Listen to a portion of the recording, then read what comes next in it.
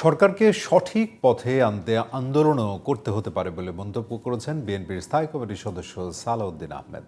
গণঅভ্যুত্থানের দিনকে স্মরণীয় করে রাখতে 5 আগস্ট জাতীয় সংসদ নির্বাচন দেয়া যায় বলেও মন্তব্য করেন তিনি। এদিকে বিএনপির সিনিয়র যুগ্ম মহাসচিব রুহুল কবির রিজভী এক অনুষ্ঠানে অন্তর্বর্তী সরকারের প্রতি সংস্কারের নামে সময়ক্ষেপণ না করার আহ্বান জানান। আর বিস্তারিত সাইরাস মাহমুদের রিপোর্টে। বুধবার জাতীয় প্রেস ক্লাবে জুলাই গণঅভ্যুত্থান, গণমাধ্যম ও সাংবাদিকতা শীর্ষক আলোচনা সভায় বিএনপির স্থায়ী কমিটির সদস্য সালাউদ্দিন আহমেদ বলেন, শেখ হাসিনার সরকার ফ্যাসিবাদকে কায়েম করার জন্য গণমাধ্যমকে ব্যবহার করেছিল। ফ্যাসিস্ট হাসিনা যদি রাষ্ট্র শাসন ফ্যাসিবাদী কায়দায় করে থাকে, তার মধ্যে গণমাধ্যমের ভূমিকা ছিল অনেক বেশি।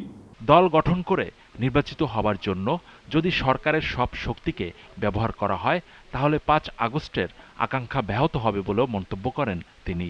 বলেন, একনায়কতন্ত্র যেন আর ফিরে না আসে, সেজন্যই ঐক্যমত্যের বিকল্প নেই।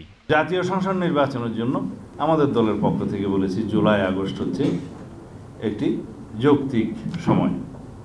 5 আগস্ট যদি পারেন, এটা আমার প্রস্তাব না, এটা বিভিন্ন জনের মধ্যে এটা আলোচনা হয়েছে, হয়তো প্রস্তাবটা আমি দিয়েছিলাম।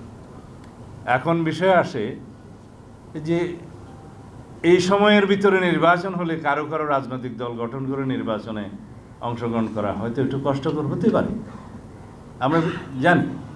এদিকে রাজধানীর রমনার ইনস্টিটিউশন অব ইঞ্জিনিয়ার্সে শহীদ রাষ্ট্রপতি জিয়াউর রহমানের 89তম জন্মবার্ষিকী উপলক্ষে এক অনুষ্ঠানে অন্তর্বর্তী সরকারের প্রতি আহ্বান জানিয়ে বিএনপির সিনিয়র যুগ্ম মহাসচিব রুহুল কবির রিজভী বলেন, আর যাতে কোনো ফ্যাসিবাদের জন্ম না হয় সে ধরনের সংস্কার করা দরকার। কি ভয়ঙ্কর জমিদার তন্ত্রের মধ্যে আমরা বসবাস করছি।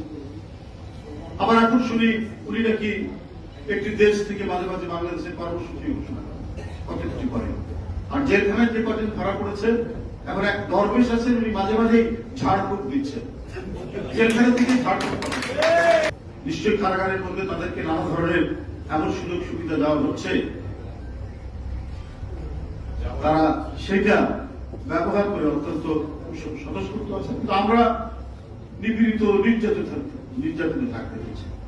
আপনার মাদক সেবী ঢাকা গুন্ডাদের মধ্যে আমাদেরকে শুইয়ে রাখা হয়েছিল আপনার ডিবি অফিসের কি বলে সেই আয়নাঘর, ডিবি অফিসের দারোদের। জাতীয় প্রেস ক্লাবের সামনে নাগরিক সমাবেশ করে গণঅভ্যুত্থানের শহীদ ও আহতদের পরিবার। Cyrus Mahmud, GTV news, Dhaka.